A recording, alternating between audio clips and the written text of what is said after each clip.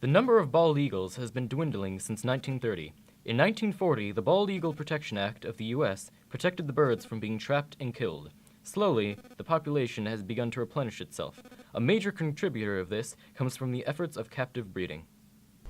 Captive breeding is something that I think misleads people into thinking that they're helping a species by breeding them in captivity, when really it's a way to make a profit, whether it's a way to make a profit off of selling animals or selling tickets to people to see animals.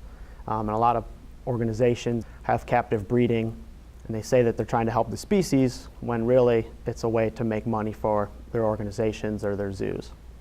We met up with Scott Carter, the Chief Life Sciences Officer at the Detroit Zoo, about his views on captive breeding.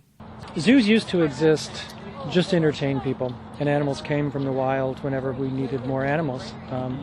And now, both because many animals, it's just not possible to get animals from the wild, and also because ethically many of us don't believe we should be taking animals from the wild, we have to rely on breeding animals in captivity to sustain zoo populations.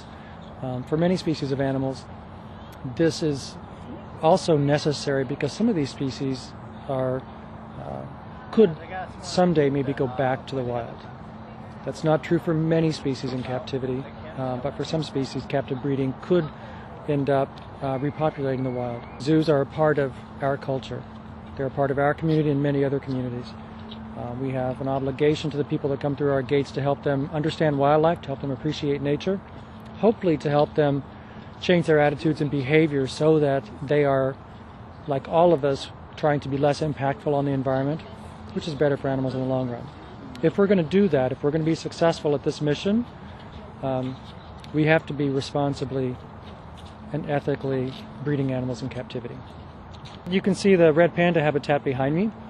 It has a lot of big trees and a lot of shrubberies and things they can climb on, things they can actually get out of sight. This is one of those exhibits because people come to the zoo to see animals. In many habitats, if we're doing them well, it might be kind of challenging for people to see them because the animals should have places to hide, just like the panda habitat behind me does. We do get some complaints from people who can't find the pandas, but when you do, you really get a much better appreciation for them in a more natural context. One of the issues with captive breeding, animals are more successful than in the wild, and it's very easy to have too many after a period of time. Overpopulation is a real problem.